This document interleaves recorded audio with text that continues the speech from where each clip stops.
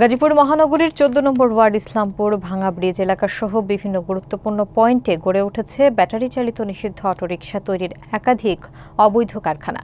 সরকারের বৈধতা না থাকা সত্ত্বেও স্থানীয় প্রশাসনের আইনি পদক্ষেপ না থাকায় দিন দিন বাড়ছে এসব যানের সংখ্যা, যা দুর্ঘটনা এবং প্রাণহানির কারণ হচ্ছে। বিস্তারিত দেখুন জোবায়ের হোসেন ইফতির প্রতিবেদনে।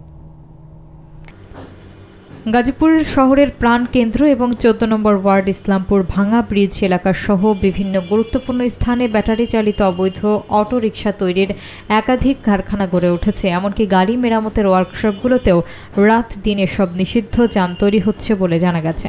তৈরি হওয়ার পর এই অটোরিকশাগুলো ঢাকা টাঙ্গাইল এবং ঢাকা ময়মনসিংহ মহাসড়ক সহ বিভিন্ন সড়কে ছড়িয়ে পড়েছে। অটোরিকশা তৈরিতে সরকারের কোনো ধরনের বৈধতা না থাকলেও এসব কারখানার বিরুদ্ধে স্থানীয় প্রশাসনের কোনো আইনি পদক্ষেপ না থাকায় অটোরিকশার সংখ্যা বেড়ে যাওয়ায় দুর্ঘটনা ও প্রাণহানি বাড়ছে। সচেতন মহল অবিলম্বে এই অবৈধ যানের বিরুদ্ধে কার্যকর পদক্ষেপ নেওয়ার দাবি জানিয়েছে। অন্যথায় প্রাণহানির সংখ্যা আরও বাড়বে এবং বিদ্যুতের অপচয় হতে থাকবে।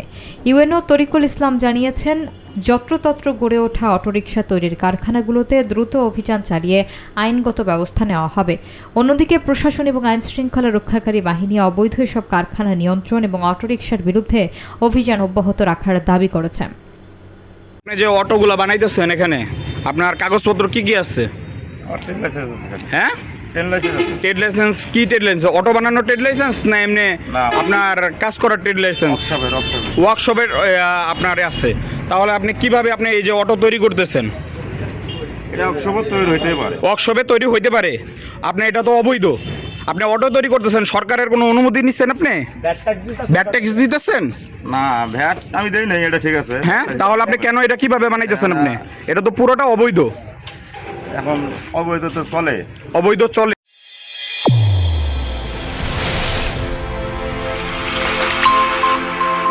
চ্যানেল A1 হৃদয়ের স্পন্দন।